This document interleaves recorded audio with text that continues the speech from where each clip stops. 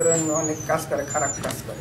আর আমি নামাজ পড়ি, ভালো নামাজ পড়ি না, আমি ভালো ভালো কাজ করি, আমি কোনো খারাপ কাজ করি না।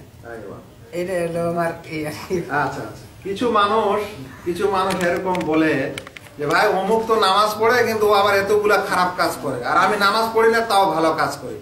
প্রথম কথা হলো এই যে নামাজ না পড়াটা হচ্ছে সবচেয়ে খারাপ কাজ।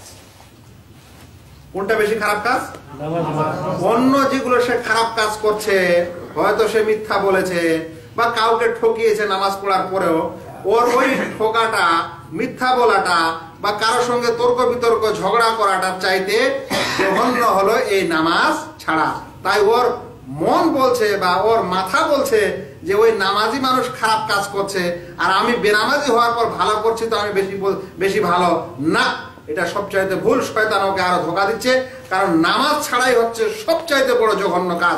যেমন একটু আগে শুনলেন, নামাজ পুরোপুরি ছাড়লে সে মানুষ কাফের হয়ে যায়। তাহলে কুফরি করার মতো বড় অপরাধ কি আর অন্য অপরাধ হতে পারে? তাই এর অপরাধটা অনেক বড়। কিন্তু শয়তান এইভাবেই মানুষের মাথায় সংশয় ঢুকিয়ে তার মন্দ কাজকেও ভালো করে। এক নম্বর। দ্বিতীয় নম্বর কথা, একটু আগে শুনলেন যে যখন কোনো ব্যক্তি নামাজ আদায় করতে আসে তখন নামাজের অজু থেকে নিয়ে ওর জিকির আজকার করা পর্যন্ত কতগুলো ফুরসত, কতগুলো তার সুবিধা বা কতগুলো তার চান্স আছে যে সে জান্নাতে যেতে পারে, জান্নাতের দরজা তার জন্য খুলতে পারে এবং তার গুনাহ ক্ষমা হতে পারে, তার এই হতে পারে। কিন্তু যে নামাজই পড়লো না, ওর চান্সটা কখন আসবে?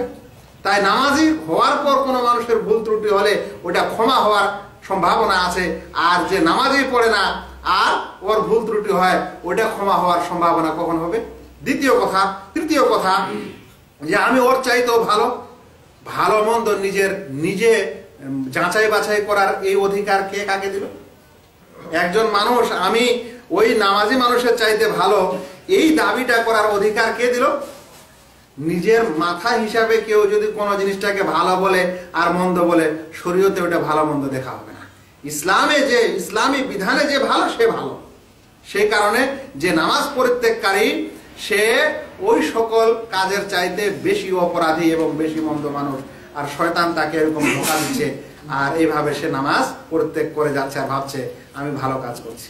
মনে রাখবেন, যদি নামাজ পরিত্যাগ করার কারণে সে যদি ঈমান থেকে বের হয়ে যায়, তাহলে কিয়ামতের দিনে ওই ভালো কাজগুলি আর লাভ দিবে? আল্লাহ তাআলা বলছেন যে যারা কাফের, যারা কুফরি অবস্থায় মারা যাবে, ওয়াকাদিমনা ইলা মা আমিলু মিন আমালিন ফাজআলনাহু হাবাআম মানসুরা।